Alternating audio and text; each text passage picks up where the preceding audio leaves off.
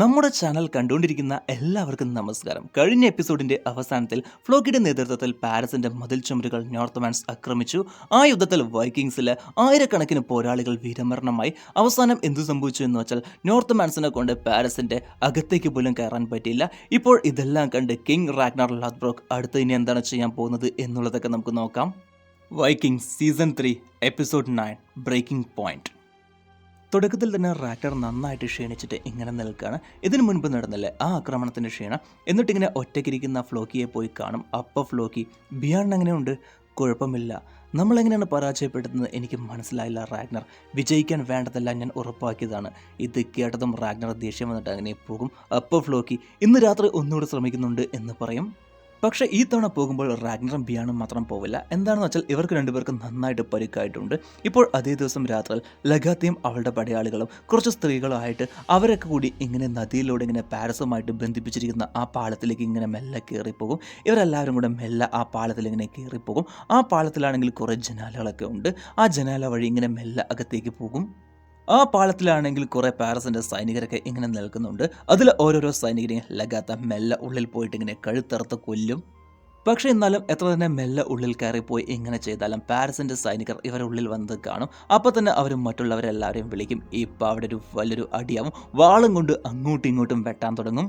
ഇപ്പോൾ ഒറ്റയ്ക്ക് നിന്ന് ഒരു വൈക്കിംഗ് സ്ത്രീ 4-5 പേരെ ഒറ്റയ്ക്കിട്ട് ഇങ്ങനെ നേരിട്ടുകൊണ്ടിരിക്കുകയാണ്. ഇപ്പോൾ പെട്ടെന്ന് ആ വൈക്കിംഗ് ആയിട്ടുള്ള ആ സ്ത്രീ ആയിട്ടുള്ള ആ പോരാളിയുടെ മേലെ തിളച്ച എണ്ണയെടുത്ത് ഒഴിക്കും.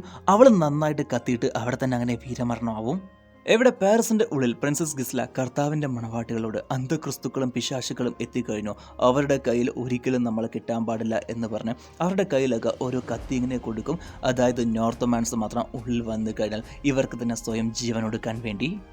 ഇപ്പോൾ കുറേ പാരീസിൻ്റെ സൈനികർ ആയുധമെടുത്ത് നല്ല വേഗത്തിൽ എങ്ങനെ വന്നുകൊണ്ടിരിക്കുകയാണ് ആ പാളത്തിലൂടെ. ഇപ്പോൾ ഇവർ ഇത്രയും പേര് വന്നു കഴിഞ്ഞാൽ നമ്മുടെ വൈക്കിങ്സിനെ കൊണ്ട് പിടിച്ചു നിൽക്കാനായിട്ട് പറ്റില്ല, പണിയാണ്. ഇപ്പോൾ ലഗാത്ത എന്ത് ചെയ്യുമെന്ന് വെച്ചാൽ അടുത്ത് തന്നെ തീയുള്ളത് കാണും. അവിടെ ഇതിനു മുൻപ് എണ്ണയൊക്കെ ഒഴിച്ചിട്ടുണ്ടായിരുന്നില്ലേ, ആ എണ്ണയിൽ തീപ്പന്തൽ എടുത്ത് എറിയും. ഇപ്പോൾ ആ തീ ഇങ്ങനെ നന്നായിട്ട് ഇങ്ങനെ ആളിക്കത്തും. ഇപ്പോൾ പാരീസിൻ്റെ കബാട ഇങ്ങനെ നന്നായിട്ട് ഇങ്ങനെ ആളി കത്തിക്കൊണ്ടിരിക്കുകയാണ്. ഇങ്ങനെ കത്തിക്കൊണ്ടിരിക്കുന്നത് ഇതെല്ലാം ദൂരത്തിൽ നിന്ന് കൂടാരത്തിലുള്ള റാഗ്നർ അവിടെ നിന്ന് ഇങ്ങനെ നോക്കിക്കൊണ്ട് നിൽക്കുകയാണ്. കത്തിക്കൊണ്ടിരിക്കുന്ന കബാടത്തിന് പുറത്ത് സിഗ്ഫ്രിഡ്, ഫ്ലോക്കി, റോളോ, കാൾഫ് പിന്നെ കുറച്ച് നോർത്ത് ഒക്കെ ഇങ്ങനെ കാത്തു നിൽക്കുകയാണ്. ആ കബാടം മാത്രം ഒന്ന് തുറന്ന് കിട്ടിയാൽ മതി. എല്ലാവരും കൂടെ ഉള്ളിൽ പോകാനായിട്ട് ഇങ്ങനെ സജ്ജമായിട്ട് നിൽക്കുകയാണ്.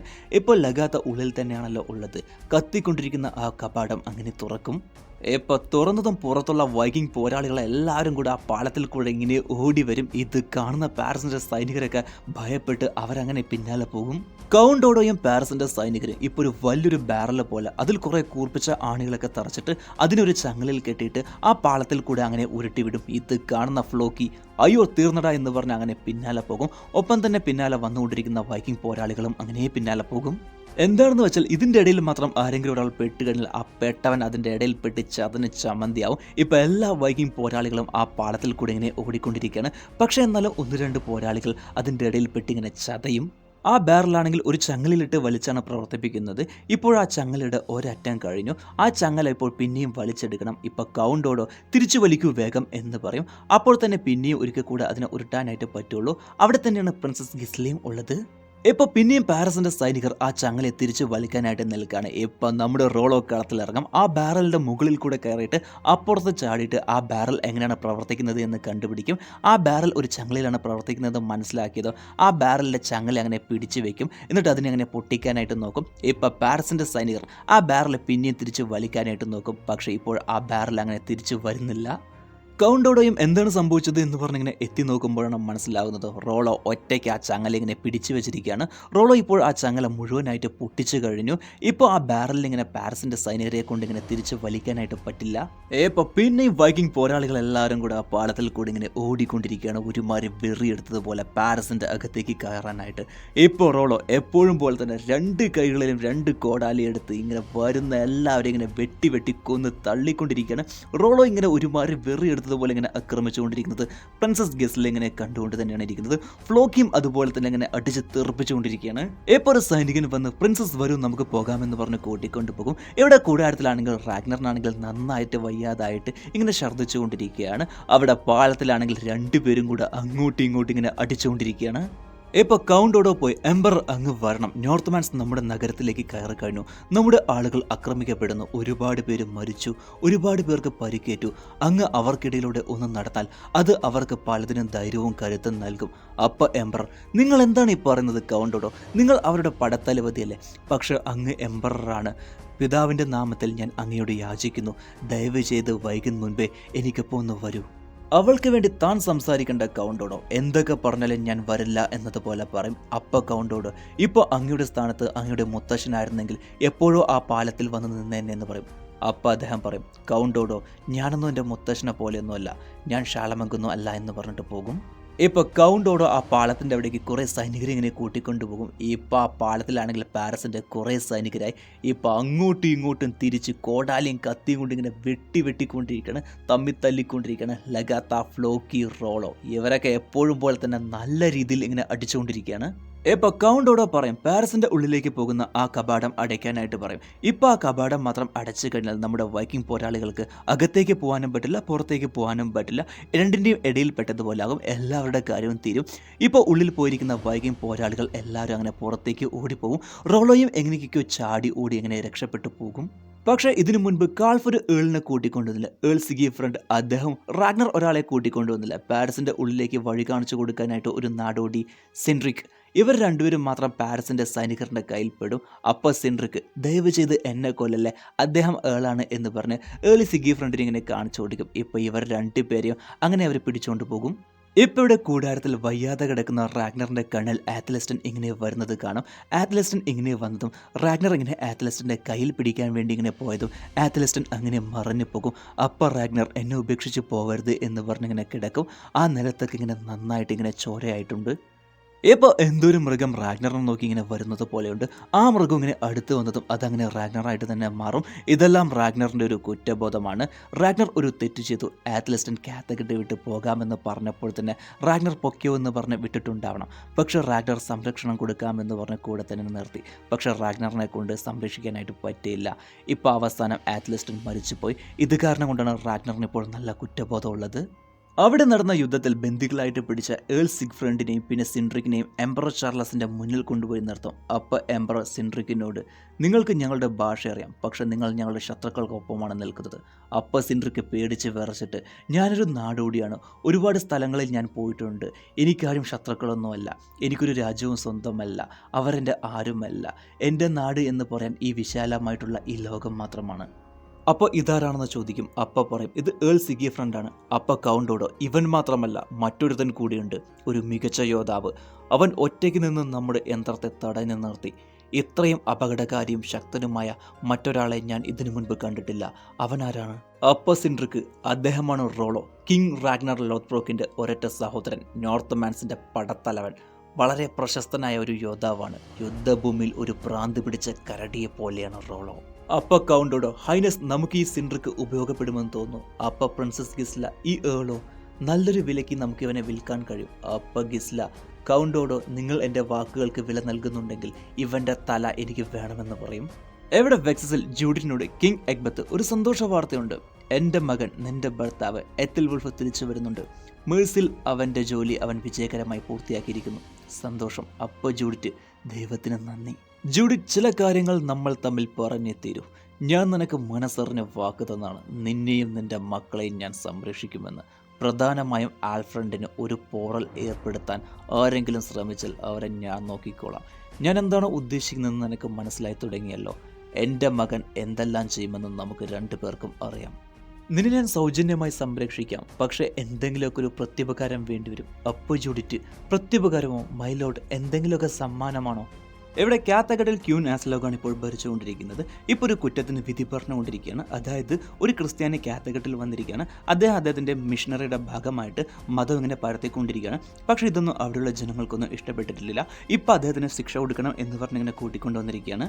ഇപ്പോൾ ആ ക്രിസ്ത്യാനിയായിട്ടുള്ള ആൾ പറയും, സത്യം എന്താണെന്ന് വെച്ചാൽ ഇവിടെയുള്ള ജനങ്ങൾ തെറ്റായിട്ടുള്ള ദൈവങ്ങളെയും പിശാചുക്കളെയുമാണ് വിശ്വസിക്കുന്നത്. ഞാനിവരോട് അപേക്ഷിക്കുകയായിരുന്നു, നിങ്ങളുടെ ദൈവം മനുഷ്യൻ്റെ കൈകൊണ്ട് നിർമ്മിതമാണെന്ന്. അവർ അന്ധരാണ്, അവർക്ക് എങ്ങനെയാണ് നിങ്ങളെ സംരക്ഷിക്കാൻ കഴിയുന്നത്? ഞങ്ങളുടെ ജീസസ് ക്രിസ്റ്റ് മാത്രമാണ് യഥാർത്ഥ ദൈവം, മറ്റുള്ള ദൈവങ്ങളെല്ലാം വ്യാജമാണ്, വെറും വിഗ്രഹങ്ങൾ മാത്രമാണ് എന്നതുപോലെ പറയും. അപ്പോൾ ക്യൂനാസ്ലോഗ് നിങ്ങളുടെ ഈ ധീരമായിട്ടുള്ള വാദങ്ങൾ വെറും വാക്കുകൾ കൊണ്ട് പറഞ്ഞാൽ മാത്രം പോരാ, തെളിയിക്കുക എന്നതുപോലെ പറയും. അപ്പോൾ സമ്മതിച്ചു എന്ന് പറഞ്ഞിങ്ങനെ പറയും. ഈ പാസ്ലോഗ ക്രിസ്ത്യാനിക്ക് ഒരു പരീക്ഷണം നടത്തും. അതായത് എന്താണ് ചെയ്യുന്നതെന്ന് വെച്ചാൽ ഒരു ചൂടാക്കി പഴുപ്പിച്ചൊരു കമ്പി അത് ആ ക്രിസ്ത്യാനിയുടെ കയ്യിൽ കൊടുക്കും. ആ ക്രിസ്ത്യാനി ആ കയ്യിലെടുത്ത് ആ കമ്പി അപ്പുറത്ത് കൊണ്ട് വെച്ച് കഴിഞ്ഞാൽ അദ്ദേഹത്തിൻ്റെ കൈക്ക് ഒന്നും തന്നെ സംഭവിച്ചിട്ടില്ലെങ്കിൽ ക്രിസ്ത്യാനികളുടെ ദൈവങ്ങൾ ഉള്ളതായിട്ട് സമ്മതിക്കാം എന്നതുപോലെ പാസ്ലോഗ് പറയും. ഇപ്പോൾ ഒരു ചൂടാക്കി പഴുപ്പിച്ചൊരു ഇരുമ്പെടുത്ത് അദ്ദേഹത്തിൻ്റെ കയ്യിൽ വയ്ക്കും. ആ ക്രിസ്ത്യാനിയായിട്ടുള്ള ആളുടെ കയ്യിൽ ആ ഇരുമ്പെടുത്ത് വെച്ചത് അദ്ദേഹത്തിന് ഇപ്പോൾ വേദനിക്കൊന്നുമില്ല. ആ ഇരുമ്പെടുത്തിട്ട് അദ്ദേഹം ഇങ്ങനെ നടന്നു പോകും. ഇത് കാണുന്ന ചുറ്റുമുള്ള എല്ലാവരും ഇങ്ങനെ അത്ഭുതത്തോടു കൂടി നോക്കും. ഇപ്പം അതേ സീന് പിന്നെയും കാണിക്കും. അതായത് ഇത്രയും നേരം നടന്നതല്ല, ഈ ക്രിസ്ത്യാനിയുടെ ഒരു സങ്കല്പമാണ്. ഇപ്പോൾ പിന്നെയും അതേപോലെ തന്നെ നന്നായിട്ട് ചൂടാക്കി പഴുപ്പിച്ച് ആ കമ്പി എടുത്ത് ആ ക്രിസ്ത്യാനിയുടെ കയ്യിൽ വയ്ക്കും. അപ്പോൾ തന്നെ അദ്ദേഹം ആ കൈയൊക്കെ ചുട്ട് പൊള്ളിയിട്ട് ആ കമ്പി അങ്ങനെ താഴെയിടും. വേദനിച്ചിട്ട് ഇങ്ങനെ നന്നായിട്ട് ഇങ്ങനെ ആളി കത്തി ഇങ്ങനെ കരഞ്ഞുകൊണ്ടിരിക്കും. ഇങ്ങനെ നന്നായിട്ട് ഇങ്ങനെ കരയും. ഇവിടെ പാരീസിൽ ഏൾ സിഗിഫ്രണ്ടിൻ്റെ തല വെട്ടാനായിട്ട് പോവാണ്. അപ്പോൾ ഏൾ സിഗിഫ്രണ്ട് പറയും, എനിക്ക് മരണത്തിൻ്റെ ഭയമില്ല, പക്ഷെ ആരെങ്കിലുമൊക്കെ ഒരാൾ എൻ്റെ തലമുടിയെ കഴുത്തിൽ നിന്ന് മാറ്റി പിടിക്കണം, അങ്ങനെ ചെയ്താൽ മാത്രമേ എൻ്റെ മരണം വൃത്തിക്ക് നടക്കുള്ളൂ എന്ന് പറയും. അപ്പോൾ ഇതൊക്കെ സിൻഡ്രിക്ക് ഇങ്ങനെ ട്രാൻസ്ലേറ്റ് ചെയ്ത് പിന്നെ പറഞ്ഞു കൊടുക്കും. അപ്പോൾ കൗണ്ടോടെയും അത് സമ്മതിക്കും, അതുപോലെ ചെയ്യാനായിട്ട് പറയും. ഇപ്പോൾ ഒരു സൈനികൻ വന്ന് ഏൾ സിഗിഫ്രണ്ടിൻ്റെ തലമുടിയെ മുന്നിൽ നിന്ന് പിടിക്കും.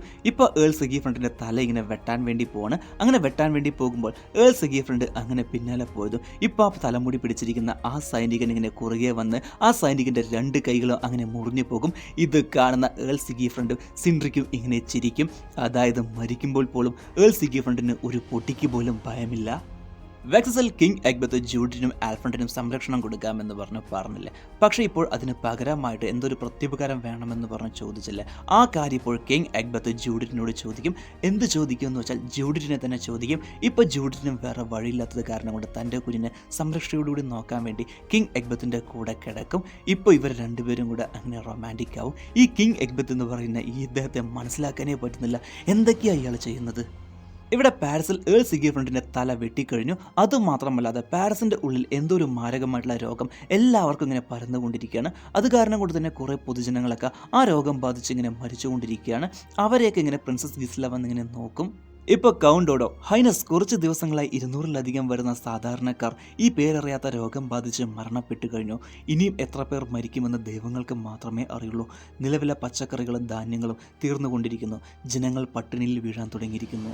എംപറർ ചാർലസ്, അപ്പോൾ നമ്മൾ ഇപ്പോഴും വിജയിച്ചിട്ടില്ല. അപ്പോൾ കൗണ്ടോഡോ, നമ്മൾ ആ വിശ്വാസികളെ നമ്മുടെ നഗരത്തിലേക്ക് കയറിൽ നിന്ന് ഓടിച്ചു. അതല്ലാതെ നമ്മൾ ഇതിനെ ഒരു സമ്പൂർണ്ണ വിജയമെന്നൊന്നും പറയാൻ പറ്റില്ല. അടുത്ത തവണ അവർ വിജയിക്കില്ല എന്ന് ആർക്കെങ്കിലും പറയാൻ പറ്റുമോ?